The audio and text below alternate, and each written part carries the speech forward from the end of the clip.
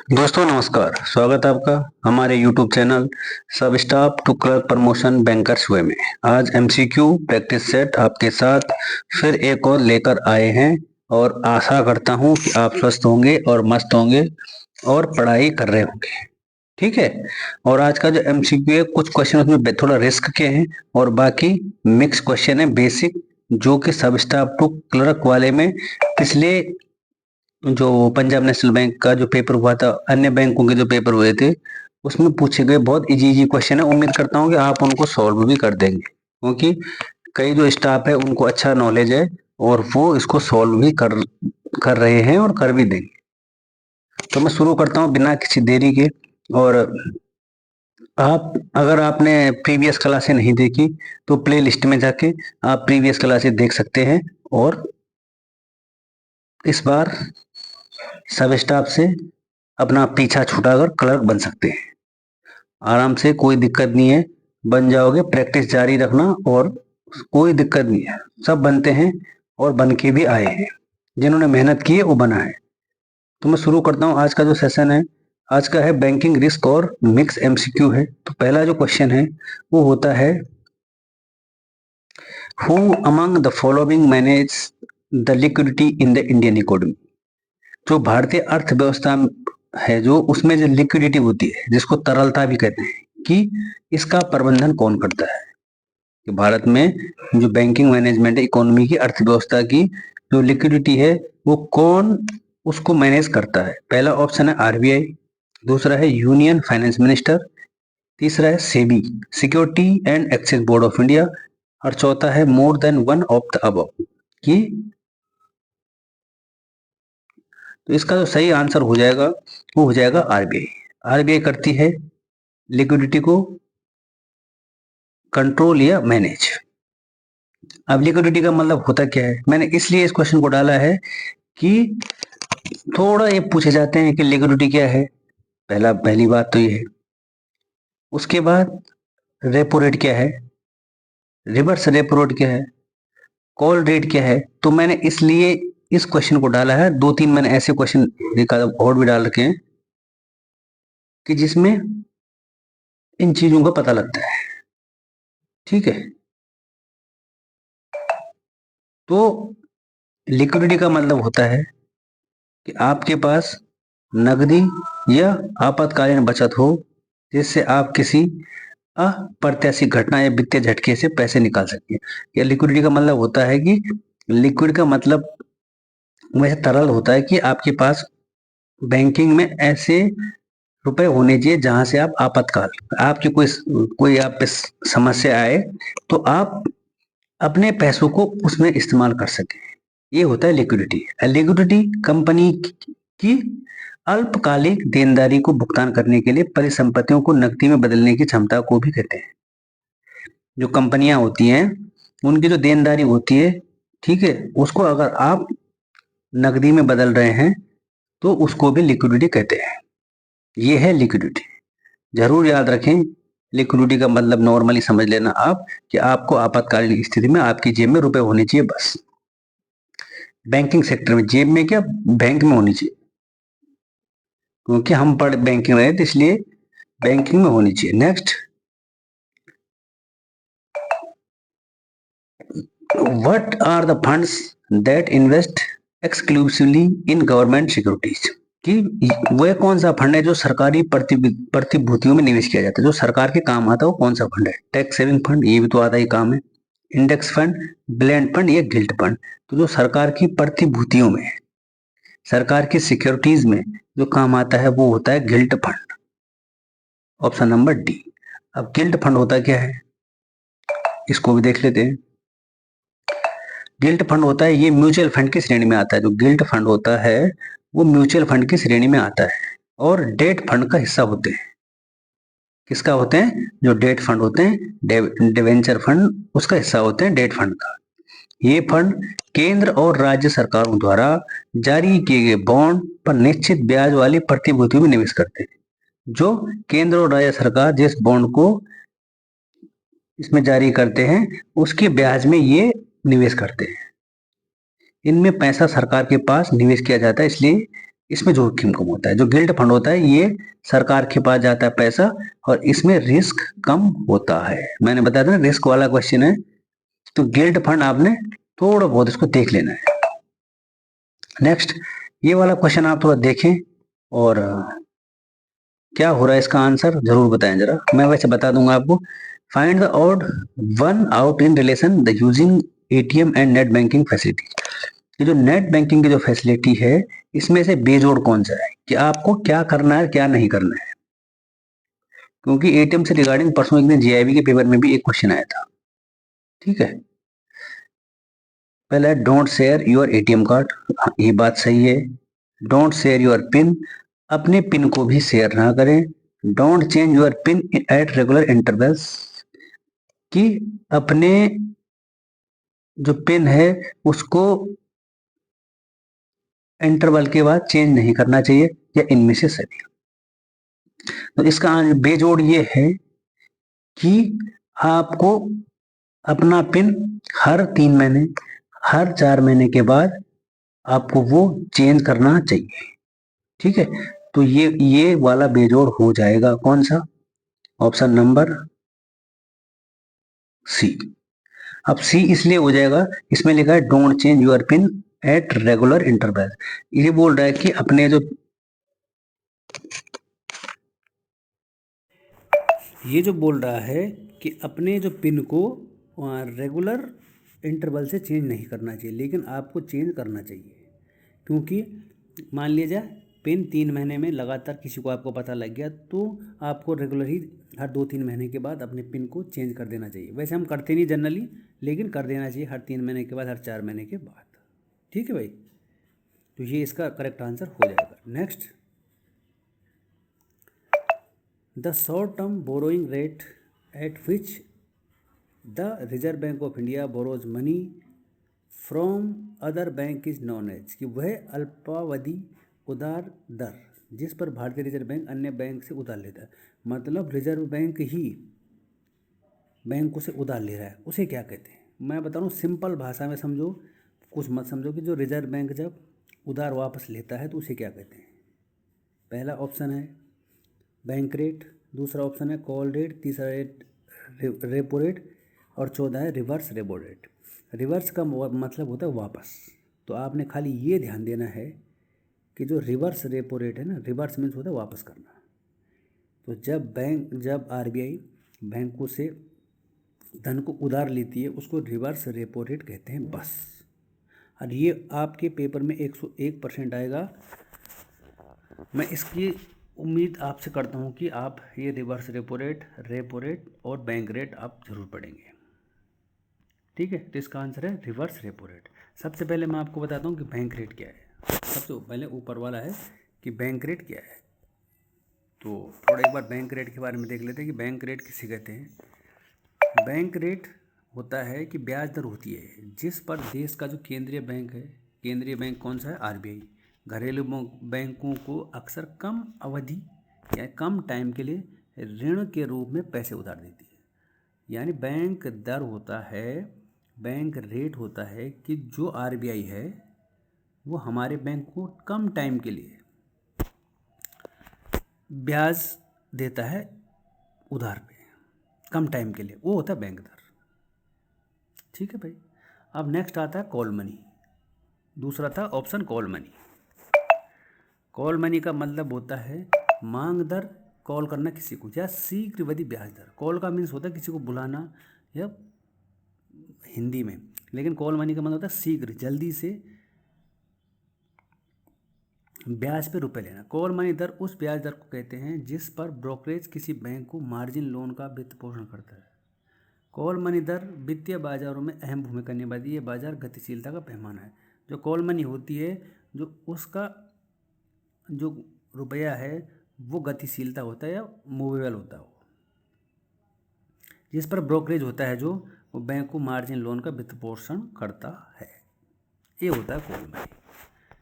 Next आ जाता है repo rate. अब आता है रेपो रेट पे। ये तो आपको पता ही होगा कि वह ब्याज दर जिस पर केंद्रीय वाणिज्य बैंकों को धन उधार देता है। मतलब जो आरबीआई है वो बैंकों को उधार देता है उसे कहते हैं रेपो रेट। अब उस जब धन की कमी होती है, ऐसे नहीं कि ऐसे ही दे दिया, जब धन की कमी हो जाती है तो उसे रेपो रेट कहा जाता है। और वह दर है जिस पर बैंक अल्पकालिक ज़रूरतों के लिए केंद्रीय बैंक से धन उधार लेते हैं, आमतौर पर सरकारी प्रतिभूतियों के बदले। कि जो बैंक है वो आरबीआई से उधार लेता है कम टाइम के लिए, अल्पावधि के लिए। ठीक है भाई। और नेक्स्ट आता है रिवर्स रेपो रेट। मैंने आपको बता दिया है कि रिवर्स रेपो रेट जो आरबीआई है वो बैंकों से कम समय के लिए लोन लेता है और उस पर वो ब्याज देता है। बैंक आरबीआई के पास अनुकूल दर पर अधिशेष निधि जमा कराते हैं। ये जो बैंक होते हैं आरबीआई के पास अपना रुपए जमा कराते हैं और उससे ब्याज कमाते हैं। ये है तो होता है रिवर्स रेपो रेट। सिंपल और सादा शब्दों में मैंने आपको बता दिया है। अब आ जाता हूँ बेसल एज क्या होती है। बेसल क्या होता है? ये बेसल होता है ना, ये बसल नहीं है, ठीक है, बेसल है। ये इंटरनेशनल लेवल पे होता है कि बेसल आयु की संबंध किसकी माप से है? पर्सनैलिटी, एटीट्यूड, इंटेलिजेंस या एप्टीट्यूड। तो जो ये बेसल आयु का संबंध है ये बुद्धिमानी से है। ठीक है, मैंने आपके लिए ज़्यादा इसका वो नहीं किया गया, एक्सप्लेनेशन नहीं किया है, क्योंकि मैं बताता हूँ सीधा और साफ शब्दों में, है ना। तो इस जो इम्पोर्टेंट होता है मैं आपको उसको ज़्यादा एक्सप्लेन करता हूँ, बाकी रहने देता हूँ। कि अंतर्राष्ट्रीय बैंकिंग विनियमों का एक समूह है जिससे अंतर्राष्ट्रीय वित्तीय प्रणाली में स्थिरता को बढ़ावा देना और एक बैंक फॉर इंटरनेशनल सेटलमेंट द्वारा विकसित किया जाता है। कि ये इंटरनेशनल बैंकिंग का एक समूह होता है बेसल, और इसमें खाली बुद्धिमान या बुद्धिमत्ता का ही जो होता है वो इससे रिलेट करता है, इंटेलिजेंस, बुद्धिमान। ठीक है। नेक्स्ट अगला है the risk related to the bank inability to generate profits at its target level is known as. कि अपने लक्ष्य स्तर पर लाभ उत्पन्न करने के लिए बैंक की असमर्थता से संबंधित जोखिम को किस रूप में जाना जाता है? कि अगर बैंक में कोई जोखिम होता है तो उसको किस रूप में जाना जाता है? उसको जाना जाता है बिजनेस रिस्क के बारे। अगर कोई बिजनेस कर रहा है, बैंक तो बिजनेस ही करता है, और बैंक जब बिजनेस करता है तो उसको जब जोखिम कोई दिक्कत हो जाती है तो उसे बिजनेस रिस्क कहा जाता है। ठीक है भाई। जो देखो ज़्यादा वो नहीं है तो मैं उनको आपको एक सिंगल लाइनर में बता देता हूँ कि उसका आंसर है business risk. Next variability in the rate of return is known as. कि रिटर्न की दर में परिवर्तनशीलता कहा जाता है। आपने अगर रिटर्न हो रहा है बैंक को और उसके जो रिटर्न की जो दर में जो परिवर्तन हो रहा है, यानी रिटर्न की जो रेट है उसमें जो चेंजेज आ रहे हैं उसे क्या कहा जाता है? पहला ऑप्शन है रिटर्न, रिस्क, इंटरेस्ट और वोलेटिलिटी। ठीक है, उसे कहा जाता है रिस्क। रिस्क कहा जाता है अगर रिटर्न हो रहा है और उसके रेट में परिवर्तन आ रहा है तो उसको कहा जाता है risk. Next in which bank you can not open a bank account. कि आप किस बैंक में खाता नहीं खोल सकते? आप किस बैंक में अपना अकाउंट नहीं खोल? Nationalise bank, RRB, cooperative bank या रिजर्व बैंक ऑफ इंडिया। तो आप आरबीआई में अपना खाता नहीं खोल सकते, रिजर्व बैंक ऑफ इंडिया में आप अपना अकाउंट नहीं खोल सकते हैं आरबीआई में। ठीक है। Next gold loan is type of. कल मैंने आपको एक चीज़ बताई थी कि गोल्ड लोन किस प्रकार का लोन है? प्लेज, हाइपोथेकेशन, मॉर्गेज या इनमें से कोई नहीं। तो इसका आंसर आपने हमारे को कमेंट बॉक्स में बताना है। कि मैंने कल आपको बताया था एक होता है मूवेबल, एक होता है इमूवेबल और एक दूसरा होता है मूवेबल। ठीक है, समझ। इमूवेबल में जो हाउस आता है, घर आता है, अर्थ से जुड़ी हुई चीज़ें। यहाँ पर व्हीकल आ रहा था। अब आपने बताना है कि जो गोल्ड है वो किस प्रकार का लोन में आता है। ठीक है, ये वाला क्वेश्चन अगर आप हमारी क्लास को अंत तक देख रहे हैं तो ये उन भाइयों के लिए है। बाकी जो गलती से यहाँ आ जाते हैं और कमेंट करके चले जाते हैं कि सर ये सही है ये गलत है, तो उनके लिए कोई क्वेश्चन नहीं है। ये उनके लिए है जो भाई हमारे से शुरू से जुड़े हुए हैं और जो हमारे को मैसेज भी करते हैं कि सर क्या करना है क्या नहीं करना, आज ये बताना कल वो बताना, ये उनके लिए है। बाकी जो भाई बाहर से आते हैं यहाँ वहाँ से पढ़ के एक आध क्वेश्चन पढ़ के और यहाँ अपना ज्ञान पेलते हैं, तो उनके लिए नहीं है। जो भाई लास्ट तक और अंत तक क्लास को देख रहा है। Next, age limit of door step banking, कि जो डोर स्टेप बैंकिंग होती है आरबीआई ने शुरू किया था डोर स्टेप बैंकिंग, कि तमाम बैंकों को भाई कि जो भी आदमी बुजुर्ग है, जो भी आदमी विकलांग है, कि उनके घर जाके उनको बैंकिंग की क्या दिक्कत है उसको सॉर्ट आउट करके आना है। तो वो कितने साल तक की एज तक कर सकते हैं उसको? 55 साल, 60 साल, 70 साल या इनमें से कोई नहीं। तो इसका जो करेक्ट आंसर होता है वो होता है 70 साल। 70 साल के ऊपर जो भी बुजुर्ग होता है उसके घर जाके उसको बैंकिंग में आने की कोई ज़रूरत नहीं है, इसलिए सरकार ने उसको डोर स्टेप बैंकिंग सेवा दे रखी है। अगला क्वेश्चन है, what is the minimum period of FD deposit account, कि एफडी खाते में जमा की न्यूनतम अवधि कितनी है? 1 साल, 6 महीने, 3 महीने या 7 दिन? तो इसका जो करेक्ट आंसर है वो हो जाएगा 7 दिन एफडी की मिनिमम टाइम पीरियड है। फिर आप हमारे को कमेंट बॉक्स में एफडी का मैक्सिमम टाइम बता देना, ठीक है। मैंने आपको पहले भी ये क्वेश्चन करा रखा है कई बार, लेकिन आप फिर भी पहला अगला है MMID कोड है हाउ मेनी डिजिट नंबर, की MMID कार्ड होता है, MMID होता है मोबाइल मनी आइडेंटिफिकेशन। MMID की फुल फॉर्म होती है मोबाइल मनी आइडेंटिफिकेशन। इसमें कितने अंक होते हैं? 7, 8, 11 या 13? तो इसमें अंक होते हैं 7। ठीक है भाई। नेक्स्ट, करेंसी नोटों पर लिखने के लिए कौन सा प्रावधान नहीं है? जो नोट होता है उस पर आपको क्या नहीं लिखना चाहिए?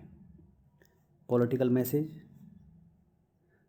यानी जो राजनीति मैसेज होते हैं ना, बोलते हैं कि कांग्रेस ऐसी है, बीजेपी ऐसी है, आम आदमी पार्टी ऐसी है, वो वाले मैसेज, या रिलीजियस मैसेज कि हिंदू धर्म, सनातनी धर्म, मुस्लिम धर्म और अपना क्रिश्चियन, वो वाले, या पर्सनल मैसेज, पर्सनल जैसे सोनम बेवफा है, सोनम गुप्ता, अपना मोबाइल नंबर, इनमें से क्या नहीं लिखने का प्रावधान है करेंसी नोटों पर? या ऑल ऑफ अबव की इनमें से जो लिखे हैं तीनों नहीं लिखने? तो इसका जो करेक्ट आंसर हो जाएगा वो हो जाएगा ऑल ऑफ अबव, कि आप इनमें से कोई भी मैसेज नोटों पे नहीं लिख सकते। वो तो लिख देते हैं लेकिन वो स्वाइल्ड नोट में जाते हैं, वो दोबारा फिर आरबीआई में चले जाते हैं नोट, उनको कहते हैं स्वाइल्ड नोट। ठीक है, उनको रिसीवेबल में नहीं काउंट किया जाता कि दोबारा उनको इशू नहीं कर सकते समाज को या जनता को, कस्टमर को। तो फिर आज का यहीं पर क्लास समाप्त होता है। और अगर आप हमारे चैनल पर पहली बार हैं, हमारी क्लास में पहली बार हैं या पुराने भी हैं, तो चैनल को लाइक, शेयर और सब्सक्राइब ज़रूर करें, ताकि सबसे पहले क्लास आपको पता लगे कि हाँ क्लास आ चुकी है। और क्लास आपको मिल जाएगी 10, साढ़े 10, 11 बजे तक। तो क्लास को ज़रूर पूरा सुने और रिवीजन ज़रूर करें, प्रैक्टिस कीबोर्ड पे ज़रूर करें। डेली बताता हूँ अकाउंट ओपनिंग, RTGS, ठीक है, और CIF, NEFT, अकाउंट पैसे ट्रांसफ़र करना। आप ज़रूर अपने किसी भी सीनियर, चाहे स्केल 1 हो, कैशियर हो, क्लर्क हो, उसको ज़रूर बताएं कि सर थोड़ा मेरे को सिखाओ, और ज़रूर आपको सफलता मिलेगी। इसी बार मिलेगी, मैं ये उम्मीद करता हूँ। अगली बार आप मेरी क्लास में ना आएँ और आप एक क्लर्क बन के फिर आप JIB CIB का एग्ज़ाम दो और वहाँ पास हो। फिर मिलते हैं एक और नई क्लास के साथ, तब तक के लिए थैंक यू और धन्यवाद।